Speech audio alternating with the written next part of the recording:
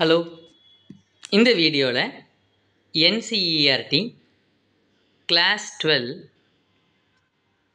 CBSE அதாவது maths இருக்குல்ல, அதில் இன்டெக்ரல்ஸ்னு ஒரு சாப்டர் இருக்குல்ல, இன்டெக்ரல்ஸ்னு ஒரு சாப்டர் எக்ஸசைஸ் நம்பர் 7.2ல் கொஸ்டின் நம்பர் 11 அதுதான் இந்த வீடியோவில் நம்ம சால்வ் பண்ணி சில கான்செப்ட் லேர்ன் பண்ணலான் இருக்கோம். போலாமா? இந்த கொஸ்டின் ஒரு இன்ட்ரெஸ்டிங்கான question.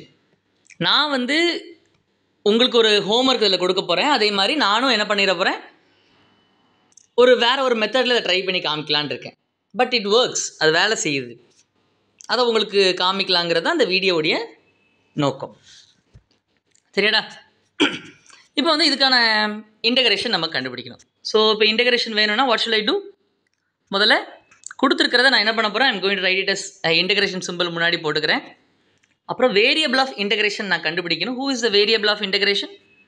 Variable of integration x. ஏன்னா நம்ம எக்ஸை பொறுத்து மட்டும்தான் நம்மளால் இன்டெகிரேட் பண்ண முடியும். ஓகே, ஸோ வேறு எதுவும் வி கான்ட் இன்டிகிரேட். சரி, இப்போ நான் இதை I will erase this part. அந்த இடத்துல நான் என்ன பண்ணிக்கிறேன், டிஎக்ஸ் அப்படின்னு நான் போட்டுக்கிறேன். டிஎக்ஸுங்கிறது என்னென்னா எந்த வேரியபிள் எந்த வேரியபிளை பொறுத்து நம்ம இன்டெகிரேட் பண்ண போகிறோங்கிறத நான் என்ன பண்ணிக்கிறேன், இங்கே டிஎக்ஸ் அப்படின்னு நான் எழுதிக்கிறேன். ஓகே, ஸோ அந்த பக்கத்தில் நான் என்ன எழுதிக்கிறேன், அந்த left side I will write it as ஐன்னு எழுதிக்கிட்டேன். ஓகே, சொல்லிக்கோ. இப்போ நம்ம சொல்யூஷன் பார்க்க போகிறோம். சொல்யூஷன் எழுதிக்கலாம். சொல்யூஷன். இப்போ இந்த சாப்டர் ஃபுல்லாக சப்ஸ்டியூஷன் வச்சு தான் நம்ம படிச்சுட்டு இருக்கோம். படிச்சுட்டு இருக்கிறதுனால நம்ம சப்ஸ்டியூஷன் மெத்தட் யூஸ் பண்ணி தான் நம்ம பண்ணணும். So I is equal to x divided by root of x plus 4 dx. இங்கே நான் பயன்படுத்த போகிற சப்ஸ்டியூஷன் இஸ் குவைட் டிஃப்ரெண்ட் இந்த இடத்துல. சரியா? என்னென்னா இந்த ரூட் ஆஃப் எக்ஸ் ப்ளஸ் 4 இருக்குல்ல, இந்த ரூட் ஆஃப் எக்ஸ் ப்ளஸ் 4-ஐ நான் என்ன பண்ண போகிறேன்னா அதை எழுதிக்கிறேன், அதை டைரெக்டாகவே எழுதிக்கிறேன். அதை நான் டி அப்படிங்கிற ஒரு வேரியபிள் யூஸ் பண்ணி டேக் எடுத்துக்கொள்ளலாம். ஒரு லெட்டர் எழுதியிருக்கேன், டி அப்படிங்கிற ஒரு எழுத்து யூஸ் பண்ணியிருக்கேன். So what can I do? இதை நான் ரெண்டு பக்கமும் ஹோல் ஸ்கொயர் பண்ணிக்கிறேன். Squaring on both sides. Squaring on both sides பண்ணும்போது என்ன ஆகும், x plus 4 is equal to t square அப்படின்னு வரும். இப்போ நம்ம இம்ப்ளிசிட் டிஃபரன்ஷியேஷன் பண்ண போகிறோம். என்ன differentiation? Implicit. So implicit differentiation பண்ணும்போது கொஞ்சம் ஈஸியாக இருக்கும்னு வச்சுக்கோங்களேன். நான் இந்த மெத்தடில் மாற்றும் பொழுது டிஃபரன்ஷியேஷன், இம்ப்ளிசிட் டிஃபரன்ஷியேஷன். ஸோ இதுக்கு கொஞ்சம் இட் வில் பி சிம்பிள் அப்படிங்கிறதுக்காக நான் இம்ப்ளிசிட் டிஃபரன்ஷியேஷன் போகிறேன். அப்படின்னா என்ன, x plus 4 equal to t square. So t contains x, அப்படி தானே? T contains x. So t contains x. T contains x. So the whole square. So டீங்கிறது ஒரு variable தான். ஓகே, இந்த ஃபுல் ஈக்குவேஷனுமே I'm going to differentiate with respect to x. எக்ஸை பொறுத்து differentiate பண்ண போகிறேன். ஸோ அதை நான் பண்ணும் பொழுது வாட் ஹேப்பன்ஸ், எக்ஸை டிஃபரன்ஷியேட் பண்ணால் டிஎக்ஸ் பை டிஎக்ஸ். ரெண்டு பக்கமும் I'm going to do that operation. T by dx of 4 அப்படி தனித்தனியாக எழுதிக்கலான்னு. இதுக்கு தனியாக டி பை டிஎக்ஸ், இதுக்கு தனியாக டி பை டிஎக்ஸ். லெஃப்ட் சைடில் டி பை டிஎக்ஸ் எடுத்தால் ரைட் சைட்லையும் டி பை டிஎக்ஸ் எடுக்கும். So d by dx. இங்கே t is a function of எக்ஸுங்கிறத வெளிப்படையாக காமிச்சிருக்கேன், எக்ஸ்பிளிசிட்டாக காமிச்சிருக்கேன். ஓகே, ஸோ நான் டி பை டிஎக்ஸ் தானே இந்த இடத்துல பாருங்கள், டி போட்டிருக்கேன், ஐம் சாரி. ஸோ எல்லா பக்கமும் எக்ஸை பொறுத்து தான் டிஃபரன்ஷியேட் பண்ணுறேன். Dx by dx is 1. So கான்ஸ்டன்ட்டை எக்ஸை பொறுத்து டிஃபரன்ஷியேட் பண்ணும்போது 0. So d by dx of t x square. இதான் இங்கே தான் அந்த இம்ப்ளிசிட் டிஃபரன்ஷியேஷனுடைய ப்ளே இருக்குது. இது நான் எப்படி எழுதலான்னா, முதல்ல பவர் ரூல் யூஸ் பண்ண போகிறேன். பவர் ரூல் யூஸ் பண்ணி பண்ண போகிறேன். So 2t 2 minus 1. முதல்ல டீயை பண்ணிட்டேன். 2 மைனஸ் 1 என்ன, 1. அப்புறம் நான் அந்த ப்ராக்கெட்டுக்குள்ளே இருக்கிறது வரேன். T is a function of x, அப்படி தானே? ஸோ அதை எப்படி எழுதுனா, இப்போ டீயை டிஃபரன்ஷியேட் பண்ணணும் எக்ஸை பொறுத்து. So dt by dx. ஓகேவாடா? ஸோ லைட்டாக அது பவர் 1 போடணும்னு அவசியம் இல்லை, லைட்டாக குழப்புற மாதிரி இருக்கலாம். அது ஒன்றும் பெரிய it's not a great deal, அது ஒரு பெரிய விஷயம்லாம் இல்லை. செஞ்சு பார்த்தா உங்களுக்கு புரியும். அதாவது எப்படின்னா, so y is a function of x அப்படின்னா இதோட டெரிவேட்டிவ் எப்படி எழுத போகிறீங்க? dy by dx எழுதுவீங்கல்ல, அதை மாதிரி தான் t is a function of x அப்படின்னு இருக்கும்போது what I'm going to do dt by dx அப்படின்னு எழுதியிருக்கேன். சரியா? ஸோ நான் வந்து இந்த டீயை தான் டிஃப்ரென்ஷியேட் பண்ணணும், ஏன்னா அங்கே தான் எக்ஸ் இருக்காங்க. ஆனால் என்ன ஆயிடுச்சு இந்த கணக்கில், ஸோ இட் இஸ் இந்த டி வந்து இஸ் கவர்ட் பை திஸ் 2. அதை வந்து இந்த டீயை வந்து யார் கவர் பண்ணியிருக்கா? இந்த 2ங்கிற ஹோல் பவர் 2ங்கிறத கவர் பண்ணியிருக்காங்க. அப்புறம் அந்த ஹோல் பவர் 2வை வெளியே தள்ளணும். ஸோ ஹோல் பவர் 2வை ரிமூவ் பண்ணணும். ஸோ அதனால தான் நான் என்ன பண்ணுறேன், அந்த ஹோலாக பார்க்கும்போது அதுக்கு என்ன பிஹேவியரோ அதை நான் என்ன பண்ணுறேன், அதை யூஸ் பண்ணிவிட்டு அப்புறம் அந்த ப்ராக்கெட்டில் இருக்கிற dt by dx எழுதும்போது dt by dx. ஓகே, டீயை பண்ணும்போது dt by dx மாறுது. I hope you understand the point. புரியும் நினைக்கிறேன். சரியா? ஸோ இம்ப்ளிசிட் டிஃபரன்ஷியல் இன்னும் ப்ராப்ளம்ஸ்லாம் நம்ம போட்டிருக்கோம், you can to refer that. So இப்போ எனக்கு என்ன வருது, 1 is equal to 2t dt by dx. So dx அந்த பக்கம் கொண்டு போங்க. If it bring that dx equal to 2t dt. ஓகேவா? சரி, இப்போ நம்ம கண்டுபிடிச்சது எல்லாத்தையும் we can substitute in the integration. பண்ண ஆப்ரேஷன்ஸ் எல்லாத்தையுமே பண்ணலாமா? So dt by dx can be replaced with 2t dt.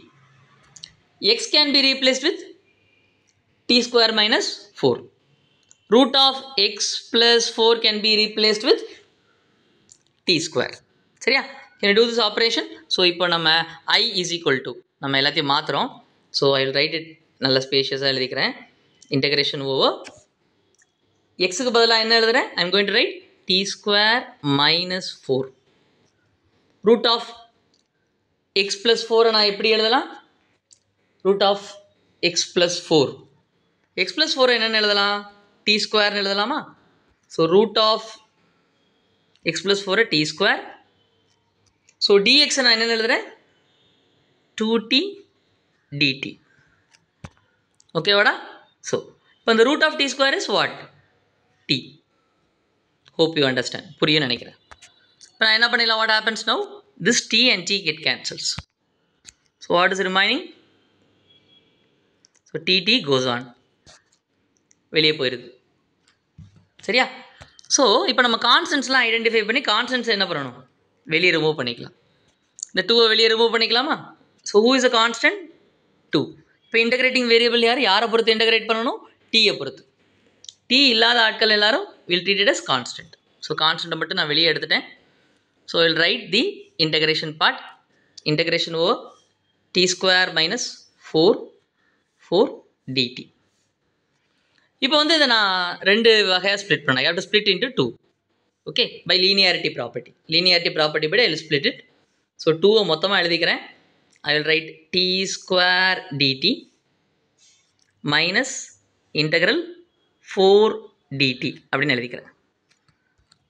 Okay, so அந்த டிடியை நான் ஒவ்வொரு டேர்மோட மல்டிப்ளை பண்ணிக்கிறேன். மல்டிப்ளை பண்ணால் what happens, t square dt t square dt minus 4 dt. Okay, இப்போ ரெண்டாக பிரித்தா என்ன ஆகும், we can split into 2. அதுக்கு பிறகு தான் நம்ம அடுத்த ஸ்டெப் எழுதியிருக்கோம், we are splitting the integration. we have done it.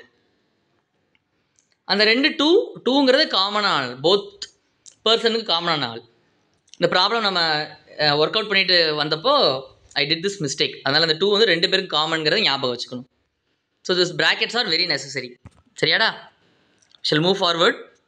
So t square differentiate பண்ணா என்ன, ஸோ பவர் ஃபங்க்ஷனோட ஃபார்முலா என்ன, integration power x power n dx formula என்ன, x power n plus 1 divided by n plus 1 plus constant. A very important condition is n should be not equal to minus 1. n வந்து minus 1 இருக்கக்கூடாது. So இப்போ இங்கே நமக்கு n வந்து minus 1 இருக்கா? No. இங்கே யார் இருக்குது, டி ஸ்கொயர் இருக்காங்க. So we are integrating with respect to t. அப்புறம் என்ன ஆகும், it becomes t cube by 3. Okay, minus. So we have a constant here. இந்த இடத்துல ஒரு கான்ஸ்டன்ட் இருக்குது. அந்த 4 நான் என்ன பண்ணிக்கிறேன், I will remove it outside and write. So எனக்கு யார் இருக்காங்க, 4 இன்டகிரேஷன் dt. dtயை இன்டகிரேட் பண்ணால் எனக்கு என்ன வரும், இன்டகிரேஷன் மீன்ஸ் ஆன்டி டெரிவேட்டிவ், டெரிவேட்டிவை எடுத்து விட்டுரும், remove the derivative. So t வரும். So we don't have limits. So இது indefinite integral, definite integral இல்லை, indefinite integral. So we'll have a constant. சரியா, I'll write it as c. பண்ணியாச்சா? So I'll bring this 2 inside. இந்த 2 நான் உள்ளே எடுத்துகிட்டு வரேன். So the constant of integration will also have a 2. போலாமா? When you do that, that is equal to 2t cube by 3 minus, what happens, 8t plus 2 into integrating constant c. But t cube is equal to, so we are done with the problem. Problem முடிச்சிட்டோம், we have completed the problem. இப்போ நான் என்ன எடுத்துக்க போகிறேன், 2 is also a constant, integrating constant c. இதெல்லாம் சேர்த்து ஒரே constant எழுத போகிறேன். I'm going to write it as a. இதை நான் என்னென்னு எழுதிக்கிறேன், ஏன்னு எழுதிக்கிறேன். இப்போ நம்ம யாரை பொறுத்து இன்டகிரேட் பண்ணுறதுக்காக நம்ம கணக்கு கொடுத்துருந்தாங்க, we are asked to find to integrate with respect to x. எக்ஸை பொறுத்து தான் கண்டுபிடிக்க சொன்னாங்க. அப்படி சொல்லும் பொழுது நம்ம t எல்லாத்தையும் எதவா மாற்றணும், என்னவா மாற்றணும், எக்ஸாக மாற்றணும்.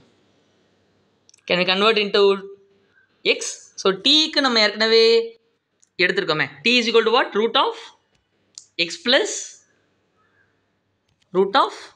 x plus 4. அங்கே எழுதிக்கலாமா? So will write instead of t root of x plus 4 plus a. So 2 by 3 t cube. இப்போ நான் வந்து I have to substitute instead of t cube. நான் என்ன போடணும், tக்கு பதிலாக ஏற்கனவே we have what, tக்கு பதிலாக we have root of x plus 4 the whole cube இருக்கு. சரியாடா? So root of x plus 4, ரூட்னா என்னடா, 1/2. ரூட்னா என்ன, it is power 1/2. ஸோ அப்புறம் என்ன எழுதிக்கலாம், x plus 4 power 1/2.